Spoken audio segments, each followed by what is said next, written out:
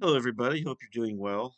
Today, I'm going to talk about the third movie in the Planet of the Apes series, the original run of films, and that would be Escape from the Planet of the Apes. We have the box set here of the Legacy collection of this series, put out by 20th Century Fox, released in 1971. An interesting film of the series, and a very important one as well, because if you recall, the previous film ended with literally the world being destroyed in the far future. So where do you go from here? Well, 20th Century Fox ordered another sequel, and you have the narrative device of time travel. So that's the direction that we go in this series, where just before the doomsday weapon went off in the previous film, Cornelius and Zira and the scientist Milo escaped Earth on Taylor's ship, the Charlton Heston character, and got into a time warp and end up back in the year 1973. Okay, a time period where basically the present of the early 1970s, where if people went to the theaters, this would be as if the apes had landed in the present that we know right now. So that's the setup for the film. I should say this film was Paul Dehn came back and wrote the script for this film. He had some help from Pierre Boulet, who made some contributions to the script as well. And there is more of a satire element to this entry in the series. Roddy McDowall came back to play Cornelius, who he did not appear in the second film, but of course was the original actor to play the character. Kim Hunter returns as Zira. We have Bradford Dillman, who plays a zookeeper who befriends Cornelius and Zira. There's Natalie Trundy, who also plays a scientist who befriends them. We also have Sal Mineo plays Dr. Milo, and a lot of great cast in this film. Then Eric Braeden plays the antagonist of the film, Dr. Otto Haslin, and Braeden just talked about who was in Corbin, the Colossus, the Forbin Project, the year before. So a good cast. The budget was cut for this movie as well in half for the previous one. Of course, you had much fewer ape characters, so that would cut on the makeup and all that. And plus, you're filming on contemporary locations. You're not building the elaborate science fiction sets that were needed for the previous films. So, but you don't see it though. The cut in budget is really not a big factor here. So, a little bit about the story. So, they arrive on Earth. There's a lot of shock within the government of what to make of Cornelius and Zira's story. Initially, they are welcomed as they kind of become the toast of the town in Washington, D.C. They are welcomed at society events, the fact that they can speak English and all these things. They learn about humanity, human civilization, really at the height of all of its technology and advancements of the 1970s. And but as the government wants to know about the future because they are aware that these apes are from the future, and especially Dr. Haslin, the Eric Braeden character, he begins to learn that eventually the whole backstory of humans will eventually lose their intelligence and there will be catastrophic wars and apes will reign supreme eventually on Earth.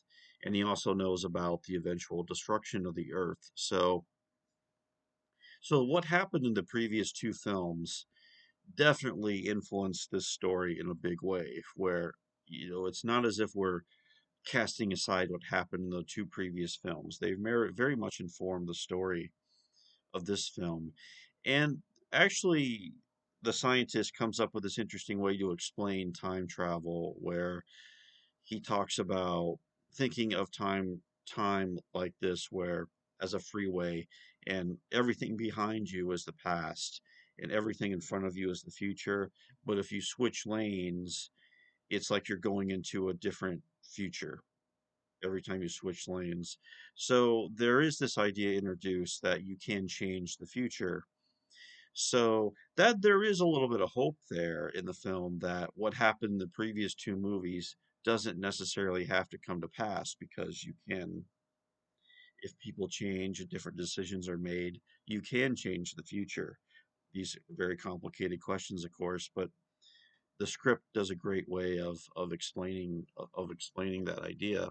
Now, of course, Haslund becomes the antagonist in the film because he eventually decides he wants to kill Cornelius and Zero, because if you get rid of them, there'll be no future where apes become intelligent and everything. So it's sort of like a really horrible solution to a really complex problem.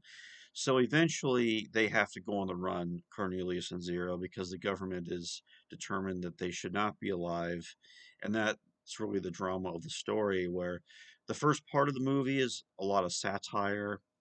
And then once we get to the last 30 minutes or so, the story moves into a really tragic direction, as we can see the antipathy between apes and humans already, the seeds of that have already been planted in this film, and it's done in an effective way. So it's really a well written script. It's really, this is more dialogue heavy than the previous films, but that's okay because it's a lot of very fascinating issues are discussed in the film, and I think what makes all these apes films compelling is how they really get to central questions about the nature of humanity, to how do we use technology? Do we give in to violent impulses and arrogance and pride and all these things that will probably push humanity to its own self-destruction, which happened in the previous two movies? Or can we find, the better sides of ourselves, the compassionate side, the better side, and we can see that conflict playing out with the characters in the film, who I should mention, Ricardo Montalban is also in the film, who plays the a circus who trains apes for the circus, and he is entrusted with their child at the end of the movie, and Montalban rep- plays Armando and represents kind of that compassionate side of humanity that's happening in the film. So this movie in particular does a great way of boiling down, I think, all those issues that have been talked about in the previous two movies, where in the first two, it's the apes that have the upper hand in this story, and they have very strong views on humans, and yet the apes, with their flaws, also mirror the flaws of humanity as well. But now we're moving into the story where it's about the apes interacting at a time when humans are supreme on Earth. So there is that. How this movie flips the script was really clever. How that was done, and and at the same time adds a lot to what happened in the previous two films. So yeah, just a great movie for raising a lot of these questions that are still important today.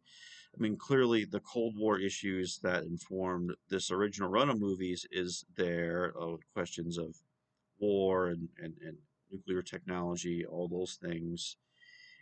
And the way I think the reboots of the 21st century continued to deal with these questions. It's been talked about today that we live in a time of polycrisis, of many crises, of fears about the environment, about authoritarianism, about pandemics, about class disparity, all these things. There's a lot on our plate these days in terms of global politics, just as they were back then. But I think now it's those questions are even more important about how we approach issues, and do we get into the more the arrogant, egotistical side of our natures, or do we look for more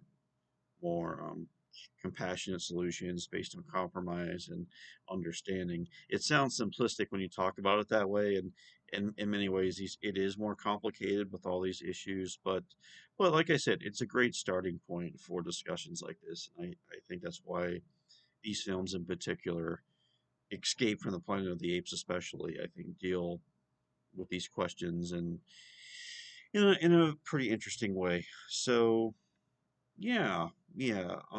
So that's Escape from Planet of the Apes, a solid entry in the series, and I have two more I'll be talking about eventually, but and I'll be getting to those. But anyway, thanks for watching, and have a nice day.